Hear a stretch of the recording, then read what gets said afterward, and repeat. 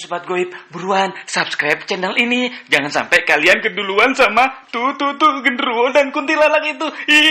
Dah, makasih ya. Happy watching.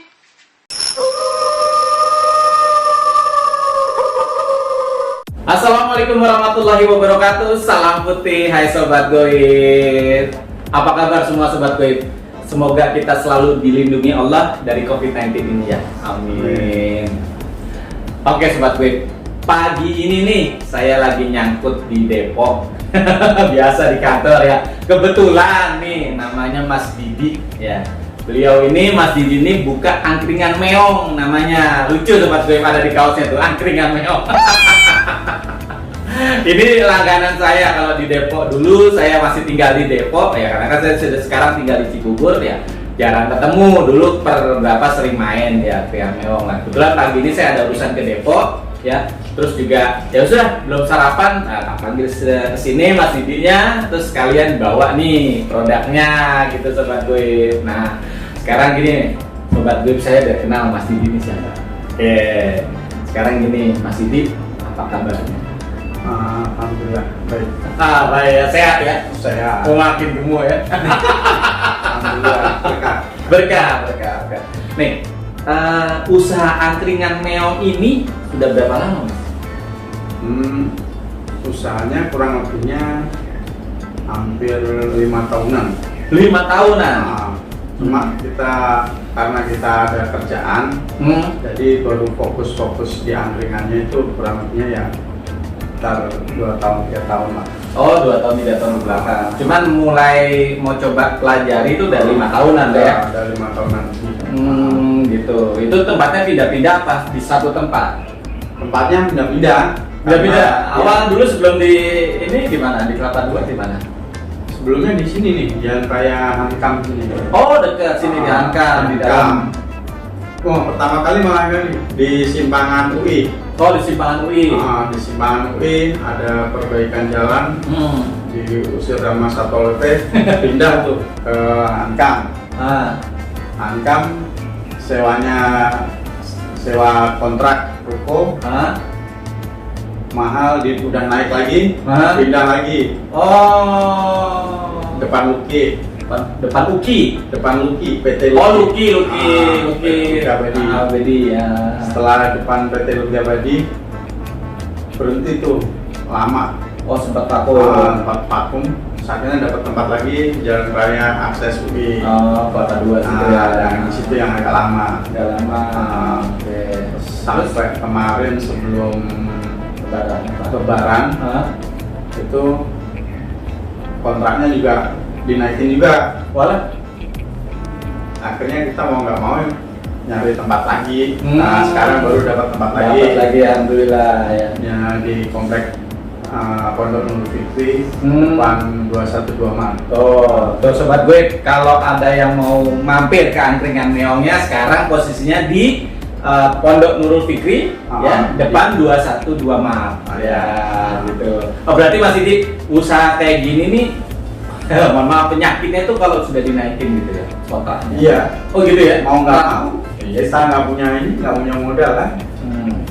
Kecuali kalau kita punya modal, kita beli tuh lahan yang pinggir jalan, udah kita nggak pergi. Iya. Berhubung nggak punya modal ya, yang punya lahannya kayak sekiranya rame, ya mau nggak mau dia naikin kan. Iya. Terus juga ciri khasnya tuh ada gerobak ya? Iya. Oh gitu ya. Nggak ada tuh angkringan yang nggak ada gerobaknya? Ada. Oh ada juga? Ada ya? Ada, semua pakai gerobak semua rata-rata. Iya. Jadi itu memang ciri khas. Ciri khas angkringan. Angkringan apa? Nangkring ya? Iya, Nangkring ya, jajanan ringan ya. Iya. Gitu. Nah, terus ini gimana sih awal ceritanya nih bisa terpikir atau memilih saya mau usaha angkringan aja, apa sih yang awalnya gitu loh? Kita kan pertama kali punya usaha mainan orang dewasa nih. Oke. Ya kan? Dewasa kayaknya, kalau cuma usaha itu kayaknya kurang ini. Plus waktu itu temen udah buka angkringan juga di daerah Kemayoran, Senen, Kemayoran sono. Kita juga di situ sebenarnya kita juga ada saham juga di situ. Tapi kalau Ani langsung bolak-balik ke Senen kayaknya kejauhan, dari Depok Senen itu kayaknya kejauhan, nggak bisa lihat. Akhirnya punya ide, kenapa nggak Ani buka sendiri di Depok, biar maju bareng-bareng gitu sama yang di Senen gitu kan. Selain itu kalau pas usaha yang mainan ini nanti semua tutup apa gimana, bisa konsentrasi ya, konsentrasi juga ada, minimal ada udah ada cadangan Untuk safety. Oke. Nah ini terus ini bikin sendiri tiap hari berarti Bang? Bikin sendiri. Oh gitu, yang masak. diungkap dikasih bumbu gitu ya, itu tiap hari berarti ya? Berarti kalau beli itu tiap hari juga ke pasar ya? Tiap hari pasar. Oh, kayak telur puyuh apa tuh tiap hari gitu, terus ditusukin sendiri gitu. Nah, terus ini range harganya berapa nih Mas? Kalau boleh tahu nih apa sih nih? Ini apa? Bakso ya? Iya. Oh bakso nih sobat gue, bakso. Bakso ini coba ini bakso berapa, ini apa ini, usus ya? Kulit. Ya coba berapa Mas harganya? Kalau untuk sate usus sama sate kulit, Nah, sate usus sate usus sama berapa? Ini 2.000. 2.000. Terus sate telur puyuhnya nih 3.000. Wih, murah sobat gue. Nah, terus Sate hatinya 4.000. Terus sate kulitnya 2.000 juga. Oke, sate kulit. Pokoknya masih, insya Allah masih terjangkau lah. Ini nek kulit gini ada di pasar tuh geblekan atau udah kepotong-potong ini? Ya masih ini ya, masih berupa yang ya kulit, jadi belum dipotong-potong. Oh, berarti motongnya sendiri ya ini. Sendiri. Terus sate baksonya nih 4.000. Terus itu apa? Kepala ayam ada apa ini? Sosisnya nih, sosis sapi nih. Nih 5.000. 5.000. Terus sayap ayam 6.000. Sama kepalanya 5.000. Kepalanya 1.000. Nah, ini nasinya? Nah, itu nasinya 3.000. Oh, nah terus ini ada minuman apa nih hangat nih? Tadi barusan saya ada nyoba nih. Ini kalau ini wedang jahe. Wedang jahe. Ini yang polosan, ada yang susu. Ada, yang susu jahenya juga ada. Sip. Terus yang itu wedang wok. Wow, kayak di keraton ya. Ya, wedang sampah kalau. Iya, kalau. Iya, karena umpuk-umpukan itu ya. Tahun ya. Jogja emang karena dia banyak isi kandungannya. Enggak, apa itu? Racikannya. Racikannya terlalu banyak gitu. Makanya disebut wedang sampah kalau di sana. Di Jogja, memang kalau di Jogja nih anak-anak kuliah pasti ngincernya ini aja jajan yang murah ya maksudnya. 10.000 udah kenyang kan? Terus ya. Makanya mungkin terinspirasi dulu pernah di Jogja kali ya? Dulu pernah. Oh. Tapi nggak lama. Oke. Dulu pernah, jadi ya ikut temen aja nongkrong. Kalau nongkrongnya nggak mungkin kayaknya pasti nongkrongnya di angkringan. Iya, nggak mungkin ngapel ya sambil ngemil pasti ya. Kan udah minum secangkir kopi aja udah sampai berjam-jam. Kalau mau menambah-nambah paling khusus 2.000 gitu. Nah, sekarang nih kan udah lumayan lama, pastinya kan pelanggan sudah banyak nih. Nah, terus ada karyawan atau apa sih bahasanya, kru atau apa ya yang jaga? Kemarin sebelum pandemi ini, sebelum ini kita ada karyawan ada 2 karyawan. Cuma berhubung pandemi sebelum kemarin kan karena libur puasa sama lebaran, kita pulangin mereka. Tapi setelah lebaran kan terus ada pandemi ini, jadinya kita belum berani manggil lagi. Jadi masih kita kerjain sendiri lagi sekarang aja nih. Lumayan ya, dari belanja, masak, nungguin. Lumayan. Tenaganya. Belajar dan aneh. Belajar sabar. Enggak. Dari adanya pandemi ini akhirnya kita mulai dari ulang lagi. Bukan lanjutin usaha, bukan. Mulai dari awal lagi akhirnya. Makanya saya di channel saya tuh ada Papi Seto support UMKM Mas. Karena memang UMKM atau pengusaha mau gede, pengusaha besar maupun pengusaha kecil tuh rata-rata terkena semua Mas. Terkena efek pandemi, termasuk usaha saya juga terkena efek pandemi. Jadi ya, yuk kita nangis bareng-bareng. Nah, makanya sobat gue, untuk pelaku UMKM atau pengusaha, pedagang atau apapun bahasanya, yuk kita semangati walaupun tetap adalah di opera-opera sama apa Mas, suruh tutup itu ya. Satpol kalau di Depok ini ada nggak? Yang malam itu? Ada. Ada ya? Tapi alhamdulillah teman-temannya alhamdulillah nggak ini. Nggak kena. Sopo ya. Makanya kalau mau dagang di pinggir jalan, badan harus gede, biar takut satpol pp. Ya nggak gitu seperti gitu. Ini aja. Dengan adanya pandemi ini ya berdampak kena semua yang jelas. Iya pasti. Jadi ya sabar lagi. Tapi harga nggak ada yang dinaikin mas? Apa tetap berusaha bertahan? Kalau usaha saya sih. Enggak, tetap naik. Enggak naik. Oh. Harga masih sama dari sebelum masih sama. Itu nggak Karena ya emang dengan harga itu kita masih bisa beruntung kok. Gitu. Meskipun harga pokoknya itu naik, tapi harga kita karena emang harga itu sekiranya memang masih dapat untung ya kita pakai harga itu aja. Nggak perlu naikin. Oke. Saya mau coba dulu mas. Ini apa sih rasanya? Ayam nih, kulit ayam sobat Beb nih. Cobain nih. Rasanya tetap. Saya kira Mbak Beb saya sudah hampir setahun pindah ke Cibubur, saya kira rasanya berubah. Ternyata enggak, tetap enak. Sebenarnya yang bikin kita beda dengan ini di sambal. Oh sambelnya. Jadi kalau di angkringan kita namanya kan nggak angkringan jayus gaul meong gitu kan. Spesialnya sambal gobios. Nah itu yang di sambelnya. Kalau untuk makanan kayaknya sama angkringan-angkringan yang lain kurang lebihnya tapi agak beda mas. Dia agak lebih medok ya, bumbunya tuh lebih nyerap. Karena emang biasanya masakannya dibikin kayak masakan model bacem gitu. Jadi semakin lama dia di semakin ini. Maaf sobat gue, belum saya keenaan sampai habis. Kalau mau nyobain datang deh ke depan Nurul Fikri ya, perumahan ya. Ruko Nurul Fikri Depok ya. Depan depan 212 Mata enak beneran, enak asli.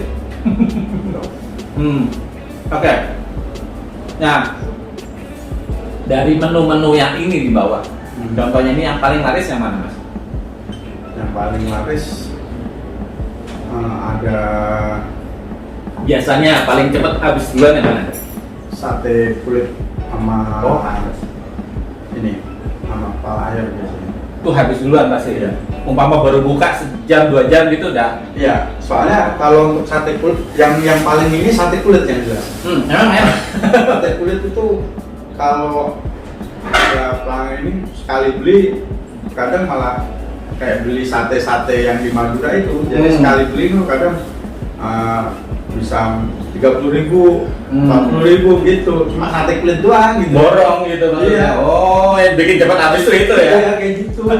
Satu orang, bukan satu orang itu aja kalau dia datang udah habis deh. Udah ketahuan sama orang dia datang sudah. Iya yang lain nggak kebagian lah. Yang ada sate kulit udah pokoknya buat dia semua gitu.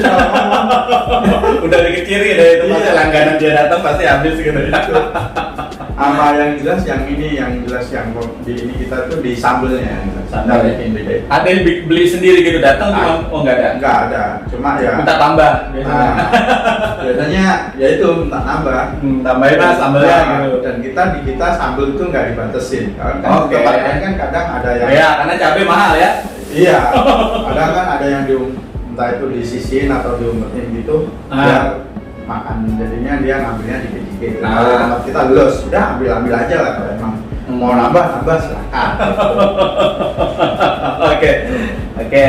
Nah berarti ini ada pengaruhnya juga ya di penjualan selama COVID ini. Tuh, banget. Pengaruh banget. Ya enggak, maksudnya intensitas orang datang, pelanggan itu kelihatan udah pasti kan mana siapa dia pelanggan gitu. Karena datang itu kelihatan ya. Kelihatan. Berapa persen tuh penurunannya? Berapa ya? Ada 50? Enggak. Ada lah. 50% lebih turun. Ada. Wow. Oke. Lumayan pokoknya. Yang jelas bisa buat jajan anak dulu aja dah. Oh gitu. Sabarannya udah. Tuh, buat Menteri Perdagangan, Menteri Dalam Negeri, sama Pak Presiden sekali tekun minta tolong, ayo kita perhatikan lagi nih UMKM nih. Saya sudah bikin khusus sesi Papi Seto support UMKM, tapi ya Mbok ya tolong didukung gitu loh. Jadi kita nggak mengharapkan bantuan Mas ya. Enggak, kita mandiri loh. Jangan salah, pengusaha kecil besar, kalau yang besar oke lah mandiri. Cuman pengusaha kecil ini kita nggak pernah mau dapat bantuan tuh enggak. Kita mau jam dagang kita bebas ya Mas ya. Juga kembali normal lagi, orang nggak was-was. Makanya ayo dong Menteri Kesehatan, pejabat terkait, yuk kita cepet cari solusinya buat kita semua gitu loh sobat. Oke. Ada usaha lain nggak nih sekarang selain angkringan Meong? Usaha saat ini ya itu jualan mainan itu, cuma kayaknya karena pandemi ini juga mereka juga yang mau beli juga rata-rata udah mikir duluan, daripada buat beli mainan mendingan buat ini dulu yang pokok dulu gitu kan. Ya masih itu, cuma ya itu tadi ada lah ya, masih ada aja. Maksud saya oke, ada. Nah sekarang gini, ada tips nggak atau gimana sih cara kita menyemangati gitu ya, buat sobat-sobat Gaib yang mungkin sudah mau putus asa, padahal masih bisa jalan ya, kayak masih dibilang tadi kan penurunan 50% lebih gitu kan. Gimana sih cara menguatkan di hatinya Mas Didi? Mungkin bisa juga, oh iya ya ternyata masih bisa jalan. Apa yang bikin? Yang jelas karena ini usaha ini emang karena udah jadi mata pencarian ya pasti. Pendapatan sehari-hari keluarga kita, jadi ya mau nggak mau kita harus bersabar dengan kondisi yang saat ini gitu. Jadi bukan terus kita ngeluh ngarepin bantuan yang nggak kunjung datang kan. Daripada kayak gitu, mendingan kita lebih fight di usaha kita kan. Ya meskipun lakunya cuma sedikit, tapi minimal kan jajan buat anak itu ada terus itu. Tapi sih sebenarnya sih kalau dari sisi pembeli ya kan, kalau kita nih manusia kan dari sisi pembeli sama pengusaha tuh bisa jadi pembeli juga, bisa jadi pengusaha juga. Jadi memang ada masanya, saatnya kita harus keluar makan gitu kan. Kita harus beli makan. Memang jadi nggak usah takut sobat gue kalau untuk yang sudah mau putus asa. Tetap namanya orang mau belanja, mau makan itu tetap ada. Jadi jangan takut untuk terus membuka usahanya, tapi ya dilihat-lihat juga, jangan sudah tahu penurunan pembelinya hampir 50% terus bikinnya tetap banyak. Itu makin dalam loh pasti kan itu gitu. Ya nyiapinnya ya disesuaikan ya. Memang benar-benar kita harus ini konsentrasi benar dalam artian usaha itu emang benar-benar enak. Jadi biar kitanya nggak ada rasa nyerah gitu aja. Di saat usaha gitu kita udah merasa enak di usaha itu. Dia diambil enjoy-nya ya, diambil enjoy aja dalam usaha itu. Jadi entah itu laku entah itu enggak, alhamdulillah keluarga tetap, kalau usaha makanan ya, alhamdulillah keluarga pasti makan gitu kan. Kalaupun nggak laku kan berarti kan kalau ini buat keluarga berarti kan. Oh iya. Keuntungan dari usaha makanan adalah itu, kalau nggak ada kerugiannya. Nggak ada kerugian kalau usaha makanan. Amit-amit dan jualan kayak laku masih bisa dimakan. Iya. Yang jelas pokoknya kalau usaha makanan kuliner itu nggak ada ruginya ya. Cuma ya itu tadi, paling kalau anak minta jajan aja. Tapi kalau makan kayaknya tetap kurang-kurang masih lebih deh kalau buat makan. Oke. Nah, sekarang kalau selama pandemi ini apa kan orang tuh menggaungkan protokol kesehatan. Mas Didi di warungnya dia ada antiseptik gitu. Kerannya gede. Wih langsung gitu. Oh ada ya. Keran gede. Jadi jangan takut sobat gue datang ke angkringannya Mas Didi. Safety deh pokoknya. Insyaallah. Amin. Nah, kalau di angkringan Meong ini ada program apa Mas? Dalam artian gini, beli satu dapat dua atau apa gitu untuk narik minat biasanya. Ada nggak sih kepikiran gitu? Kalau di angkringan Meong, yang jelas yang nggak ada gulanya gratis. Yang nggak ada gula, yang nggak pakai gula gratis, minumannya. Oh minuman gratis. Untuk saat ini baru itu sama sambelnya mau ngambil. Oh gitu. Meskipun harga cabai naik ya, karuan, tapi tetap di kita ngambil aja sepuasnya gitu. Betul sobat gue itu. Iya. Kalau biasanya kalau di kita kalau seumpama kayak ada kan setiap malam kan ada juga tuh kayak pemulung. Nah itu biasanya kalau dia ini pasti kita kesemutan. Oh iya. Sobat gue. Ada pembeli yang sekiranya emang dia nggak bisa untuk ya silahkan aja gitu. Tuh, sobat gue, memang jiwa pengusaha itu jangan terlalu melulu materi, tetap harus menyeimbangkan lingkungan sekitar kita. Apakah memang ini kelihatan benar nggak bisa beli atau gimana gitu ya Mas ya? Itu banyak soalnya kayak gitu. Jadi, makin banyak. Bukan kalau makin banyaknya sih enggak. Cuma sampai aneh yang lihat ya, mudah-mudahan enggak. Aneh yang lihatnya juga kayak gitu. Jadi mereka juga alhamdulillah aneh bisa jualan gitu. Mereka kayaknya kok susah bener nyari duit gitu, kayak nyari makan gitu aja susah, makanya sampai itunya sampai Mas minta buat makan. Ada juga kayak gitu, ada juga. Makanya udah Mas makan aja, ininya aja, sepuasnya kalau emang mau. Enggak Mas, kadang cuma minta nasi aja juga ada. Mas minta nasinya aja ya. Oh ya udah ngambil aja malamnya. Enggak usah Mas nasi. Ada juga gitu. Berarti memang kondisi lagi benar-benar terpuruk ya sekarangnya, bisa dibilang gitu ya. Buat sebagian orang mungkin iya. Buat sebagian orang ya. Tapi kalau buat yang merasa bisa bersyukur mungkin hal yang kayak itu jadi biasa ya itu. Jadi apa tuh? Rezekinya Allah itu udah lebih banyak daripada cobaan ini. Cobaan ini kan baru paling berapa? Anggap aja belum ada setahun. Tapi kan rezekinya Allah kan udah dari kita lahir. Gitu.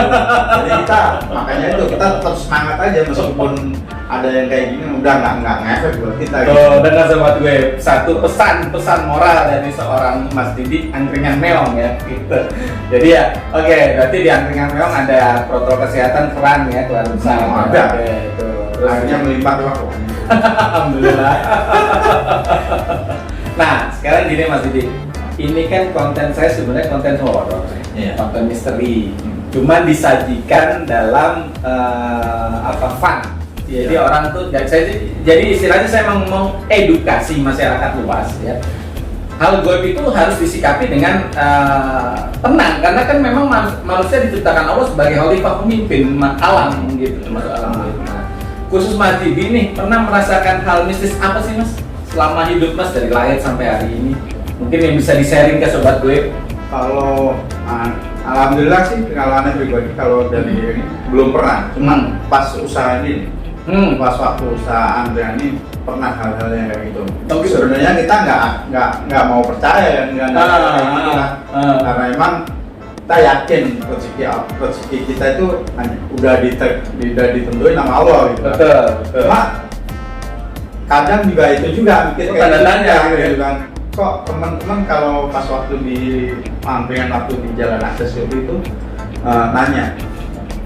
Gimana? Mas, angkringannya buka nggak sih? Loh, angkringan buka terus ini Mas. Lah kok kayaknya pas kayaknya tutup gitu ya? Kayaknya tutup terus malahan angkringan. Angkringan itu malah buka terus malah. Udah ada di Grab sama di GoFood sama GoFood gitu kan. Maksud sih? Iya beneran. Anda juga pernah Iya. Antara percaya dan nggak percaya sih, tapi ya itu tadi kita udah terserah biarin aja kalau emang. Makanya waktu itu kan. Oke sobat goib, saya lupa ya. Mas Didi ini pernah nanya juga saya. Jadi memang ada begini sobat goib. Namanya ilmu untuk menutup rezeki orang tuh ada Mas Didi.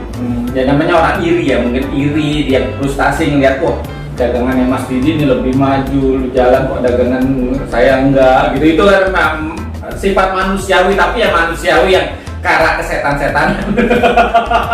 Karena ya itulah, kalau orang kita melihat usaha orang lain lebih maju, ya kita usaha lebih bagus lagi gitu kan dari yang sudah kita usahain. Jangan malah iri sama orang terus datang ke dukun hitam untuk kepek pakai menyan atau apa, ya itu yang jadi kan yang bikin susah orang, malah jatuhnya dosa. Nah itu akan membuat juga nanti Allah marah gitu. Jangan salah sobat gue, kita puas bisa menjahili si Mas Didi, taruhlah seperti itu, tapi jangan salah di belakang ini Allah atau Tuhan yang menciptakan kita akan lebih marah lagi sama kita gitu. Ya jadi gitu Mas, memang kalau hal seperti itu ada namanya gini, santet itu ada 3 jenis ya, yang pengalaman saya. Santet sakit ya, mau berobat kemana aja, ke dokter, rumah sakit apa segala macam nggak sembuh gitu, pas tak cek ternyata kena orang. Itu ada satu santet sakit. Santet mati itu ada program hidupnya mati. Nah kalau masih bisa ketolong ketemu orang yang bisa membuka, insya Allah bisa. Nah yang lebih parah lagi nih, yang paling mana nih, kayak Mas Didi nih, santet kunci rezeki namanya Mas. Kita kan merasa tuh kita buka tiap hari, kita usaha tiap hari, tapi ada aja ya itu tadi kayak yang telepon, Mas buka nggak angkringan ya, padahal Mas Didi buka gitu kan ya gitu. Itu yang namanya santet kunci rezeki. Kalau saya bilang yang paling parah dari santet sakit sama santet mati ini ada santet kunci rezeki Mas. Kita kan nggak ngerasa apa-apa ya, oh nggak sakit, nggak apa, badan sehat, cuman kok ya buka begitu aneh. Ciri-cirinya nih gini, begitu buka di tempat usaha kita tuh tiba-tiba ngantuk, males gitu.